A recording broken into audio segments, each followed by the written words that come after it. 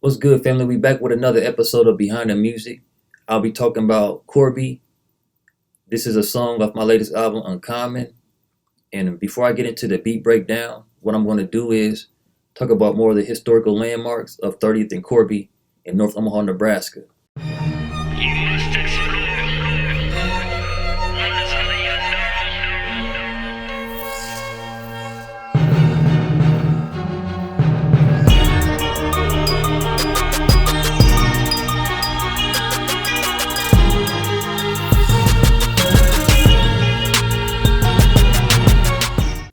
Back in the 1930s, there's a restaurant named Mary's Chicken Hut that was located on 30th and Corby Street. It was officially established in 1939 into 1953. It opened at 2722 North 30th Street by Charles Jones in the 1930s. Mary Chicken Hut was named after his wife. It opened in a house that was 50 years old then. The restaurant featured home-cooked chicken, dinners, and more. 10 years after it was opened, Jones' son Robert took over the business and continued running it into the 1950s. Here's a picture.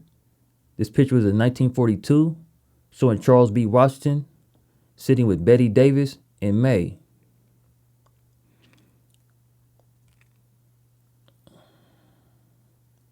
Let's go down here to this real quick. Let's look at this. Now, this is how the house officially looked back in the 90s when I remember it. I also want to capture this real quick. If y'all want to get more of this story, make sure y'all go to NorthOmahaHistory.com. You can read a little bit more. I'm just going to grab some sections of it. During the 1940s and early 1950s, Mary's was regarded as one of the several informal jazz joints for musicians in North Omaha. They gathered and played into the late hours, celebrating and jamming until the joint closed. So this was a restaurant and pretty much a juke joint all in one. So I want to make sure y'all check that out. The rich history of North Omaha and the culture-rich history that most people don't pay attention to. I mean, I didn't even know this in the 90s that this house has that much history. And that just to show you that there's so many hidden gems in North Omaha and people don't know the backstory of a lot of these historical points or historical geographical locations, what I'm trying to say. So make sure y'all tap into more of the history of North Omaha. And I'm going to get into more of my story in the 90s. So this is right here. It's 30th and Corby. This is the house right here that we lived in. And this is what that house looked like. Mary's Chicken Hut looked like. And this is a 2024 pic right here. Let's see if we can go back. When I lived in the 90s, this house, my house right here didn't look like that. Let's see if we can, there we go. It looked more just like this. That tree was not cut though. That tree was there, but this tree was not cut. And the windows, everything, the porch, everything was just right. Just like that in the 90s. And this is going up Corby. Yep, and that's the same exact house how it looked in the 90s. Now in Corby, this was this big old hill, man. We used to walk this hill in the summertime going to Adams. Sometimes we used to cut through here, but now they got this blocked off and we cut through the woods. But yeah, we used to take this long hill all the way up Corby to get to Adams. And in North Omaha, it's like every road connects to another place in time. It's like you can't talk about 30th without talking about Dailies or any other historical landmarks. It's just how North Omaha works. Everything connects to something. So when you talk about a street, you got to talk about something else that's connected to that street. And that's how the history works. But yeah, this right here is North 33rd Street.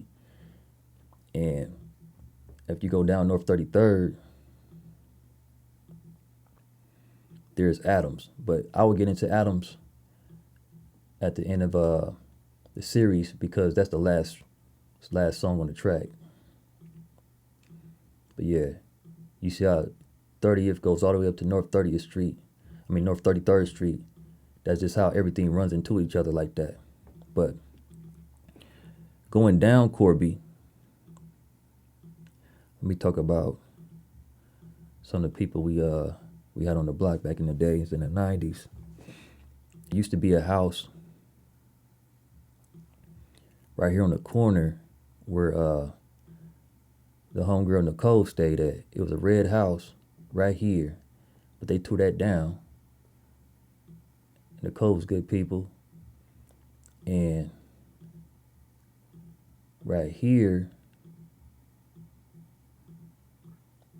there's a house right here where with our neighbors, our homeboy Scott, James, Lowe, Peachy stayed. They didn't stay there. Their grandparents stayed there. My bad. Their grandparents stayed there back in the 90s. But they ended up moving later on in this house right here with their mom, Marvell. And they stay right next to their grandpa and them. And their grandpa used to drive a clean Cadillac too. He had a pink Cadillac, a coupe. Old school clean coupe. It was a pink Cadillac, man. I couldn't, you couldn't miss it, bro. Every time he hit the block, that thing was clean and you had to see it. It was pink. But yeah, I also remembered we used to always play up here on this block right here on 31st Street, and it had a big old hill. This big old hill right here is where me and my brother JR used to race our bikes down this hill, and we was racing and bro was beating me though, right? We was racing down this hill, and bro, he really liked to be competitive, right? But he was beating me, and he wasn't looking. He kind of looked back going down this hill, and Lowe, James, and them, Grandpa I mentioned in the pink Cadillac, he was hitting this corner, and my brother was flying down this hill and flipped over his Cadillac. It was like, I was like, dang, bro, like flipped over the Cadillac, and he had a big gash in his leg. That jigger ran home, bleeding out. I had to ride his bike back down to the crib, but it was wild. It was one of those childhood memories, man, that I cannot forget, because bro was serious about winning, and he still got that mentality to this day. But he flipped over that Cadillac, bro. Like, yeah, he did like a triple somersault over that Cadillac, and he ran home limping. And he had like a big gash in his knee. You could see it to the bone, and all the blood's coming out. But yeah, that's just one of those old childhood memories, man. Playing on that hill.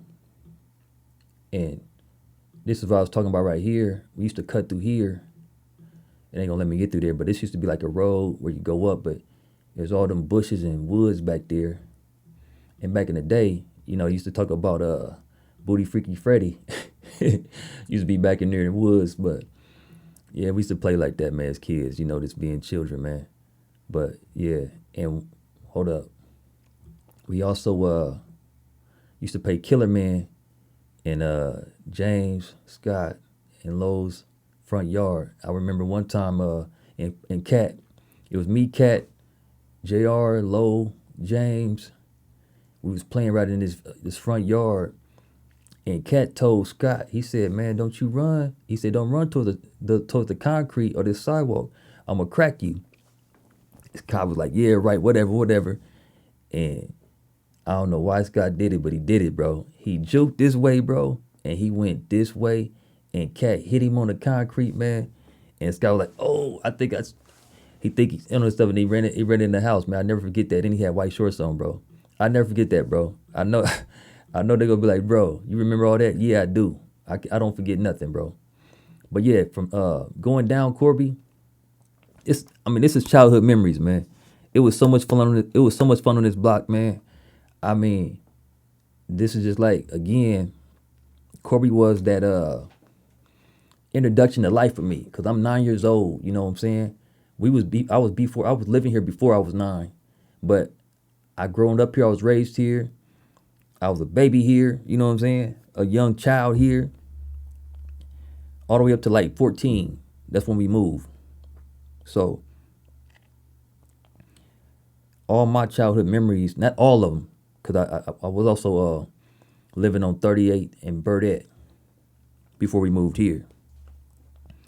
But majority of all my childhood years was spent here, and it was so many life experiences, bro. That I mean, I can't put it all in one take because I don't want to bore y'all with too much of my childhood memories. I want to kind of get to more of the inspiration of why, the sound came out like it did behind the beat. But yeah, right down from here though, this is where my brother used to take me to go to black guys' house when they was teenagers. They was still in high school, and this is where I first got introduced to beat making.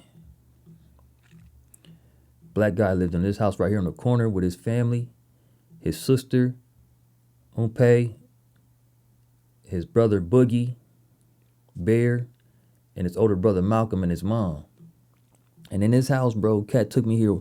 The first time I experienced music, like experienced it, I was like 10 years old. Matter of fact, no, I was 9 years old.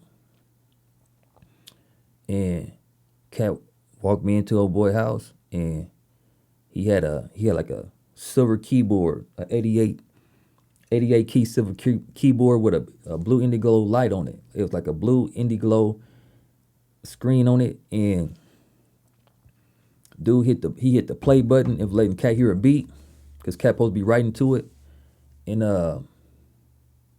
man, he had that whole house shaking. He had like a house speaker in every corner of that room.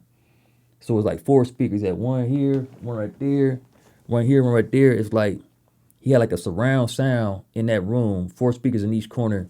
And when he hit that play button, bro, I was just like, I was addicted, bro. I was caught in that moment. Like it had me so like, I was stuck in time, bro. I was like a fiend after that. As soon as we left, I couldn't wait to get home. I was begging my mom for a keyboard. She was like, a keyboard? Like I didn't know what kind of keyboard to get.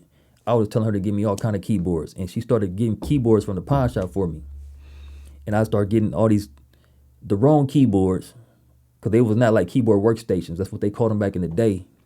It was keyboard workstations. I wasn't getting keyboard workstations. I was getting these weird keyboards that you had to perform with. They was more like performance keyboards. They didn't have like tracks where you can loop or none of that. And that was like a trial and error thing that I started doing back in those days. So I just started buying all kind of keyboards, not really knowing what to get, because I was so inspired by what I was seeing Black Guy did, and my brother was in there writing music to it. So those two are the pioneers for me when it comes to me getting into making beats. And Black Guy and my brother are legends in the community, especially on our block in Corby. They are Corby Street legends. You know what I'm saying? And not just on Corby Street, they're legends in North Omaha and around the world, period. And I want y'all to check out too the Omaha sound. Here's Black Guy right here, and he's been dropping music from the early 90s on up. So yeah, if you ever wanted to hear what that Omaha sound was or is still to this day, back in the 90s, make sure you check out Black Guy. Most definitely a strong, solid dude in my eyes, because I never seen him do any wrong, any harm. He was always really cool. He was really a solid dude all around. Never showed me any shadiness. He was best friend with my brother, and they had each other back, man. And they was from 2 different sections too of the town, but they was cool, man. Like they saw the unity and community, and that's one thing I was talking about, unity and community, because a lot of people, I don't think they had the same experience in North Omaha like I did, which is why I call this uncommon overall, though. Even Black Guy, to me, is an uncommon.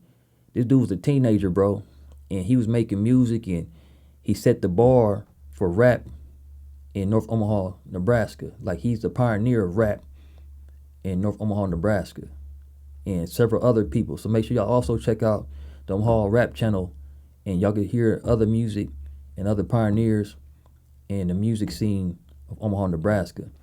What I hate to hear, though, in the culture of North Omaha to this day, people keep talking about the music scene, the music scene, the music scene, right?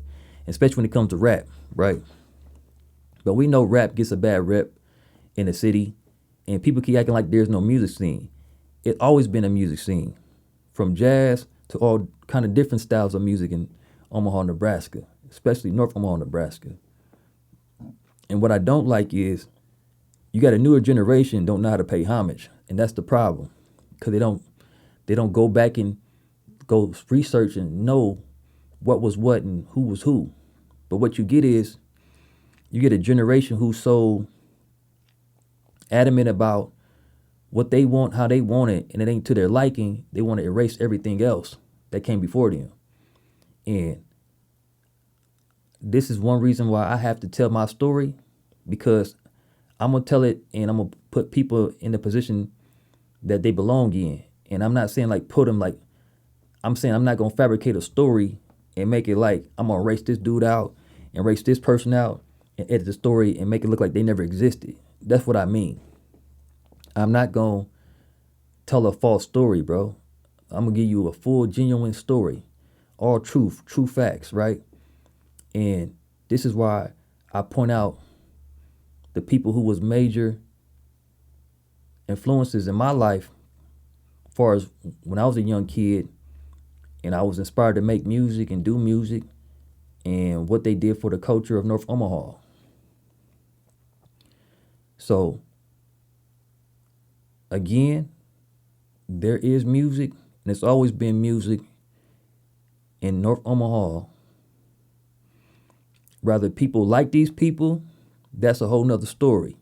And I think that's what it is with North Omaha in general. Some people just don't like people, so they choose not to acknowledge them. And that's what I noticed, even from my own personal experience. If people don't like you, they ain't gonna acknowledge you. So they're not gonna talk to you like you ever existed. And I just wanted to say, I can't fabricate my story, man. This is all true facts. And I'm not gonna write nobody out a history because I don't like them. You know what I'm saying? At the end of the day, they was there, right? But I'm gonna get back to a little bit more of the history of 30th and Corby, because I also mentioned 30th Corby is known for a lot of historical things, right? Not just Mary's Chicken Hut, right? I just wanted to go back to that history because I didn't even know in the 90s that house was that. I didn't know they used to jam out to the joint closed. I didn't know the restaurant, none of that. So I found a little history on that house that we live next door to.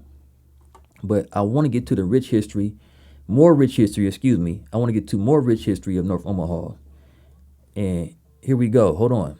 Canceled the event last year. The festival brings the North Omaha community together, and as KETV News Watch 7's Quinicia Fraser reports, organizers hope it also brings about change.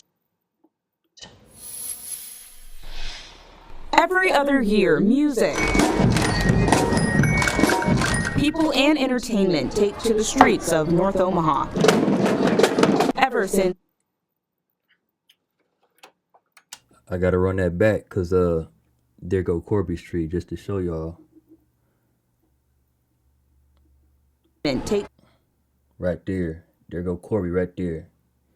Y'all see all these melanated people. Y'all keep saying, no, I'm not gonna go there, but y'all know what I'm talking about. You keep saying there's no in Nebraska, but look what you see. And this is the heart of North Omaha, where people like to gather and do historical things at. And this also influenced my music, why I created my music the way I created my music. Because this is like, what you see is what you get in North Omaha. This is what it's like for real. All right.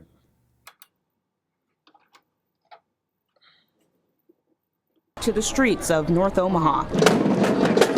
Ever since 1976, These are the visionaries for Native Omaha Days. founders Betty McDonald and Vera Johnson have kept the celebration alive. I'm so glad to see everybody out. Vicki Quates-Ferris with the Empowerment Network says the 23rd Biennial Native Omaha Days will have the usual Gospel Fest and parade. Since a kid, Omaha Days has always been something to look forward to, especially to showcase community and see a lot of people that you haven't seen for a long time. This year's festival will have two new events, a movie night at Film Streams and a Culture Fest happening right after the parade on Saturday. The Culture Fest is going to be for families, for children to go at the Malcolm X Center and to be able to enjoy some family fun activities. Organizers and leaders like newly elected District 2 Councilwoman Juanita Johnson look forward to the economic benefit Native Days brings to the community and more. Opportunities will arrive during that week.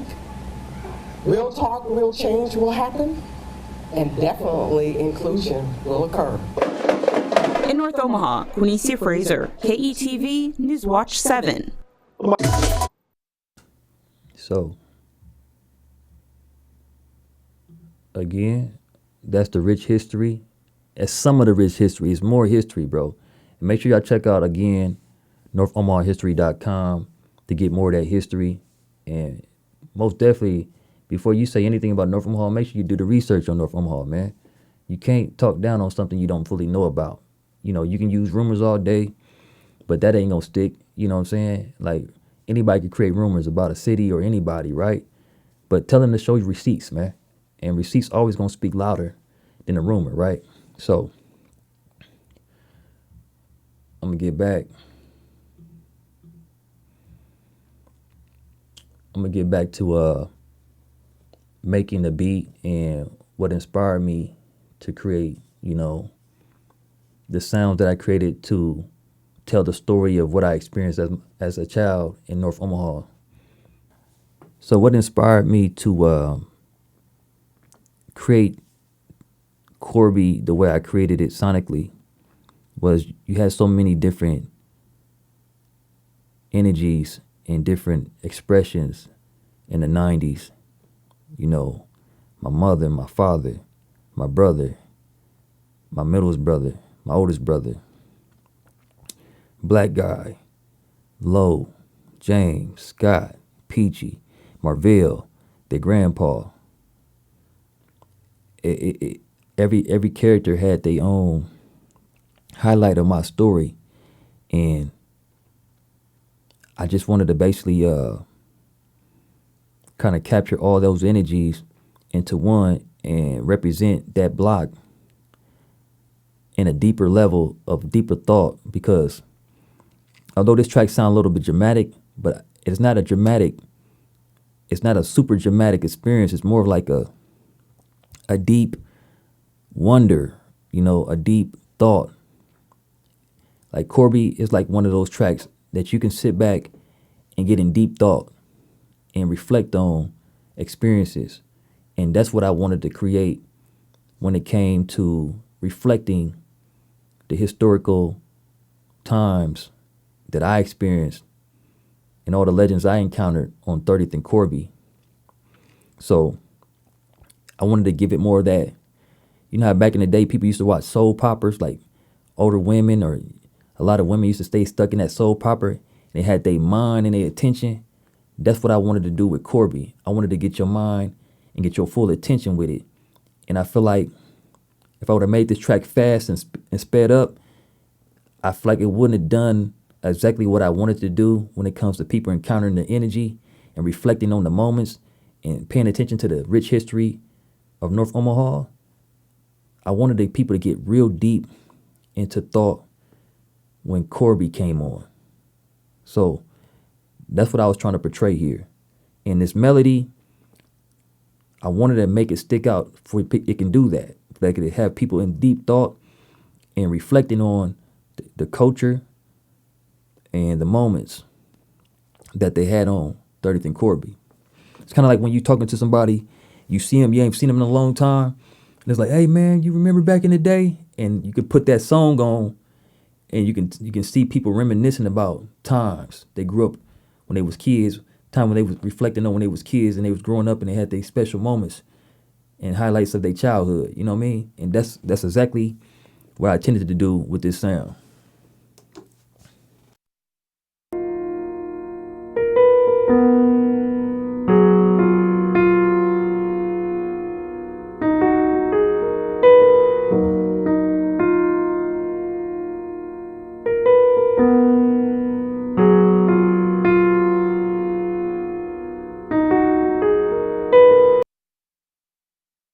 So, and this melody is simple, right?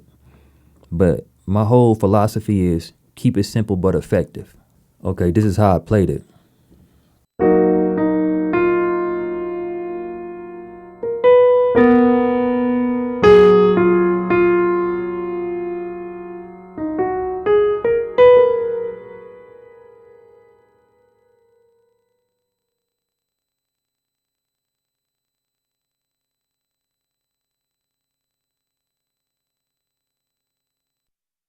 Again, simple but effective.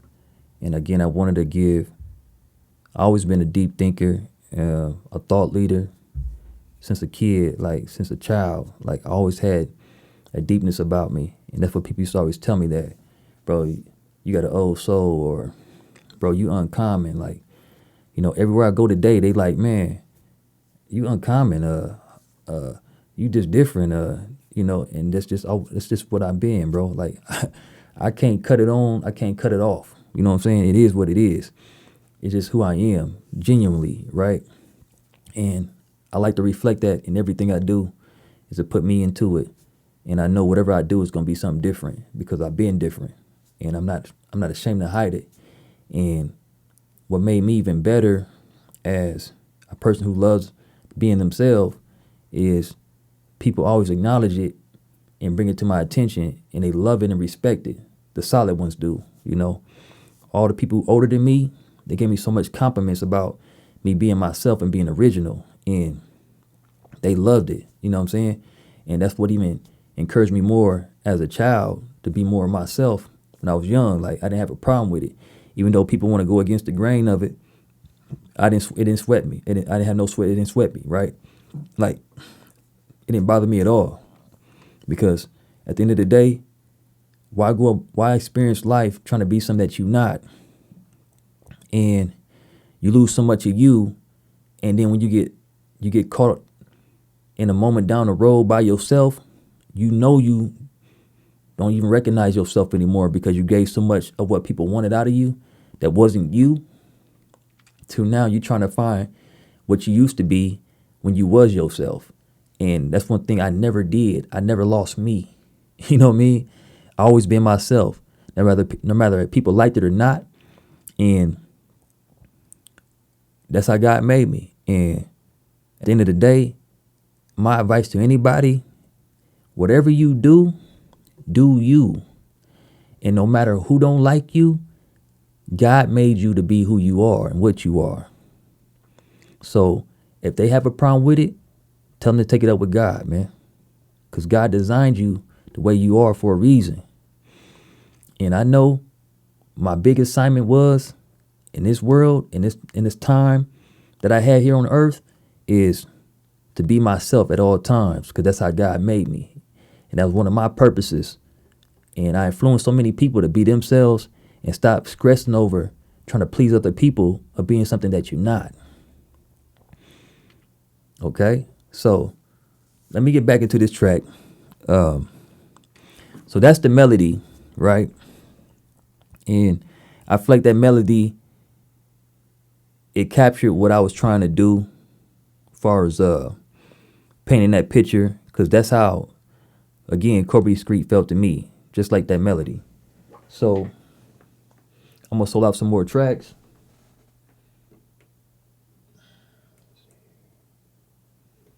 Here are the drums.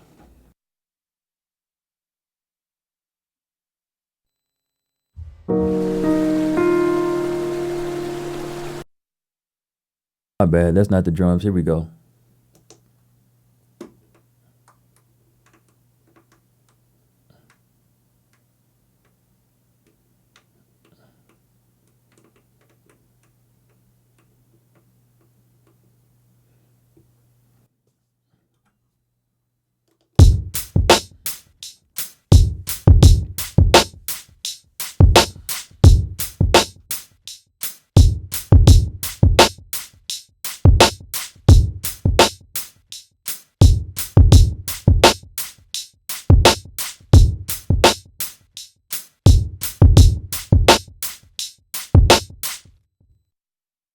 Now these drums, I try to keep it 90s, give it a little boom bap feel with a little bit of other flavor into it. And it's just, simple.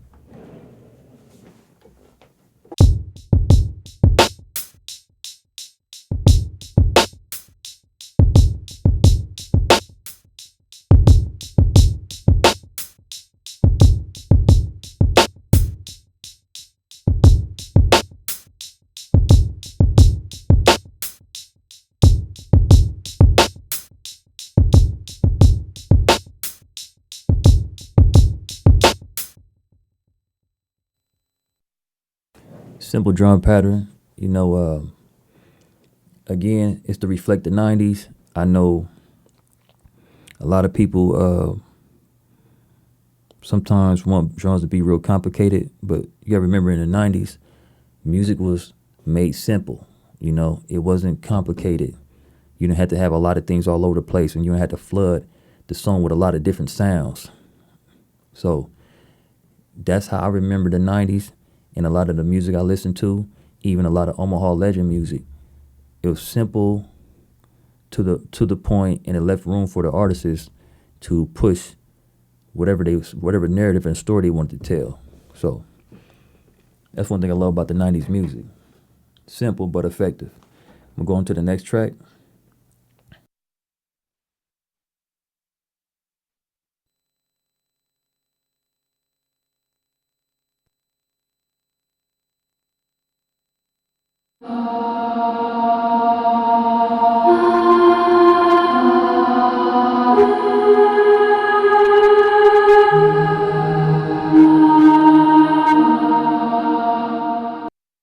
Now this track, it has that choir energy, and that's kind of the draw and suck people more into the moment.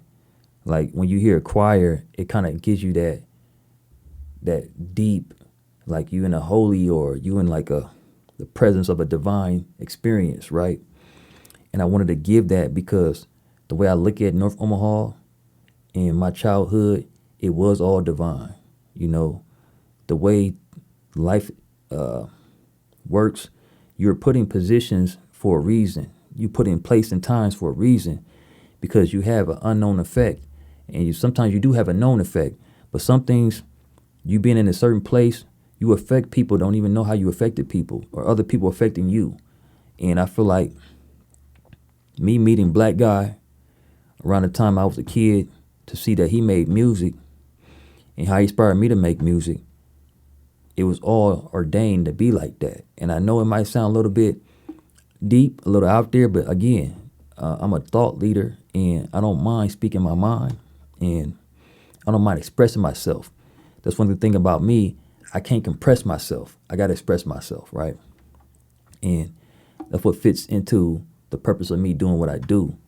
Like, music is bigger than what people make it out to be. Some people try to talk down on music like it has no power, but music has a lot of power. Music is most definitely spiritual, and it doesn't have a lot of science into it too, a spiritual science into it.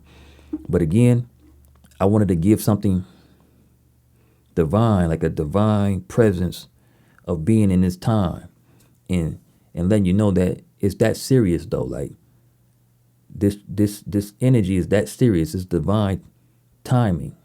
So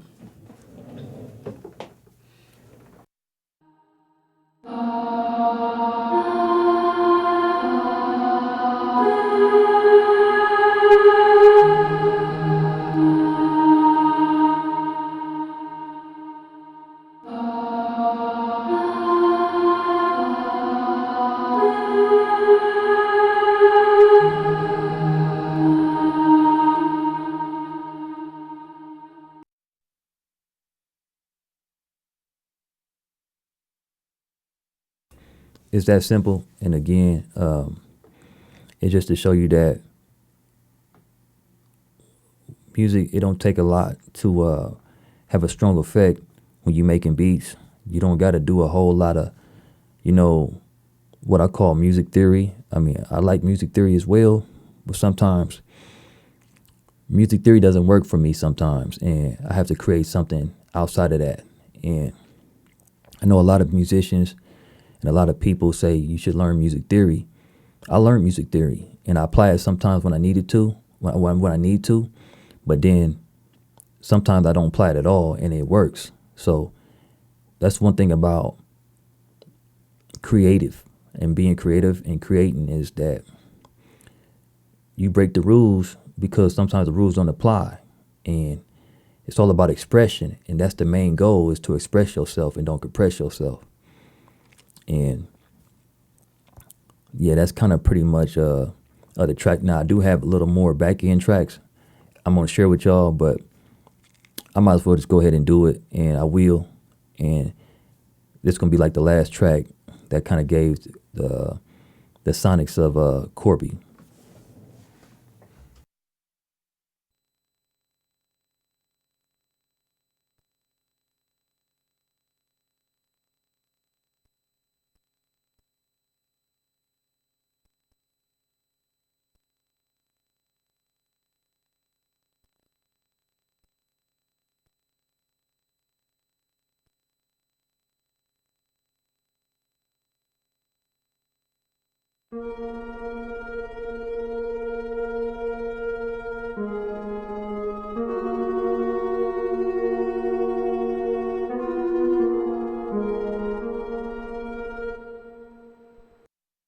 And yeah, this is like the back end dramatics that make that kind of give that back end